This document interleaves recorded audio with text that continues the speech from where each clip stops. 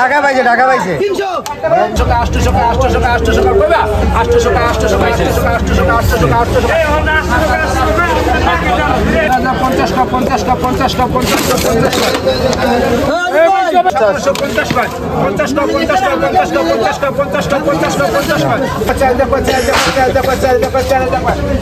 সম্মানিত ভিউয়ার্স, আসসালামু আলাইকুম। আমি রয়েছি শরীয়তপুর জেলা জাজিরা থানার পালাচর হাটটিতে। পদ্মা ব্রিজের খুব কাছেই পালাচর বাজারটি হওয়াতে এখানকার স্থানীয় জেলেরা পদ্মা নদী থেকে বিভিন্ন রকমের বড় বড় মাছ ধরে নিলামের মাধ্যমে এই পালাচর হাটটিতে বিক্রি করে। এই হাটটি সকাল 6টায় এবং দুপুর 2টায় সপ্তাহে 7 দিনেই মিলে থাকে। পদ্মা ব্রিজ থেকে শরীয়তপুরের রাস্তায় কাজিয়ার নতুন বাস স্ট্যান্ড নেমে ভ্যান অথবা অটোতে করে এই পালাচর হাটটিতে আসা যায়। রমজান মাস হয়, বাজারে ক্রেতা কম থাকায় মাছের দাম কিছুটা কম। তো আজকে পালাচর বাজারে কি কি মাছ আসছে, সেগুলো কত টাকা নিলামে বিক্রি হয়, সম্পূর্ণ ভিডিও আমি আপনাদের মাঝে তুলে ধরার চেষ্টা করব।